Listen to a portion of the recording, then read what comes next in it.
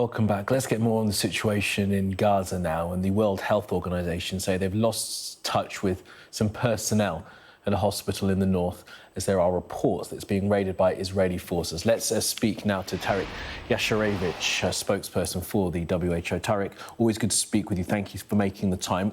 When was the last time you had contact with personnel at that hospital in the north? Well, Kamali, we had our team last evening in Kamal Adwan Hospital.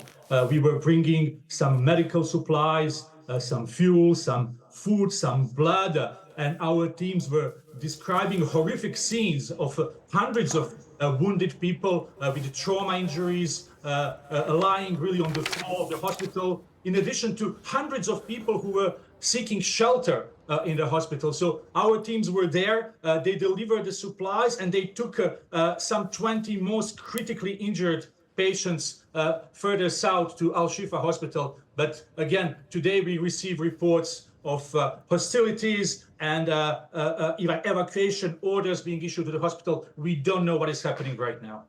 Right, so there was an evacuation order issue. Was there a deconfliction agreement that allowed you to get aid in and get people out yesterday?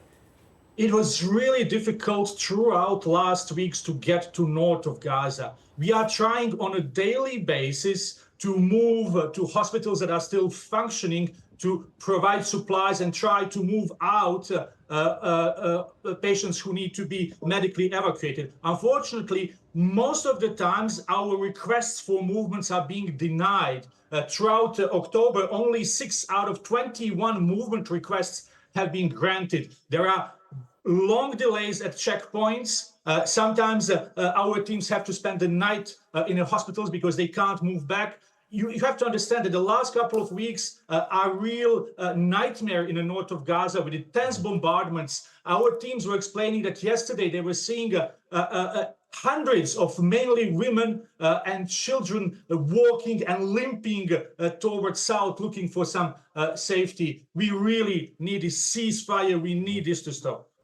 Tarik, we'll come on to that in a moment. I just want to stick with Kamal Adwan for now. So your teams were able to get in and get out. They were able to get access now. When they were in the vicinity, did they see active fighting? The Israelis say that the reason that the hospital is being attacked is because of fighting with Hamas and other groups.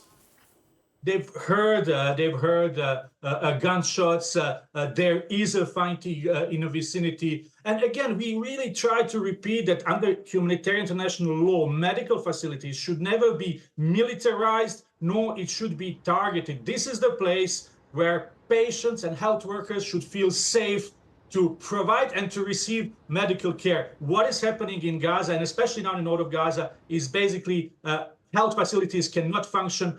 Children cannot reach, and you have probably heard that we had to postpone the polio vaccination in north of Gaza simply because there was no security for parents and for children to get to the vaccination points. Yeah, well, Tarik, I've spoken to your colleague from UNRWA just this week about exactly that. The hope is that it's been postponed, but the time is counting now. It's ticking, isn't it, for the next vaccination? I think you had 10 days and it was postponed from Monday. Exactly. These polio vaccines are designed to be received in 2 doses, 4 to 6 weeks apart. And if they are not administered in that time, then based on all the work that we have done, may be put at risk. There are so many health risks for children of Gaza. Polio is just one of them. So many children, unfortunately, have lost not only their lives, but also their limbs. And children cannot be evacuated. They are risking other infectious diseases. What we are really trying with polio is to stop really at least that one particular infection to go around. But for all of that, we need security first of all. And again, I will just repeat again, we need the ceasefire.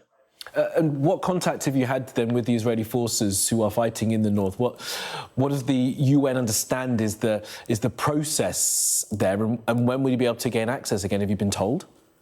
Well, you mentioned the confliction process. So it's basically we are informing everyone that we would like to move from point A to point B to bring these supplies and to do this in health facilities. And sometimes we are granted that permission to move, and more often than not, we are not. Now, when it comes to polio vaccination in particular, so we have to agree on this humanitarian pause. So there is a safe area for health workers, but also for parents and children to proceed for vaccination. Unfortunately, for North, we did not get that, and we would not be able to get to all the children. And that's why there was a decision to postpone it. OK, look, Tarik Jasarevic from the WHO, it's always good to get your time. Thank you very much for being with us. And of course, Tarik, we will stay in touch because we'll want to know whether or not you've been able to access Kamal Adwan or other hospitals in the region in the next few days. Thank you, Tarik.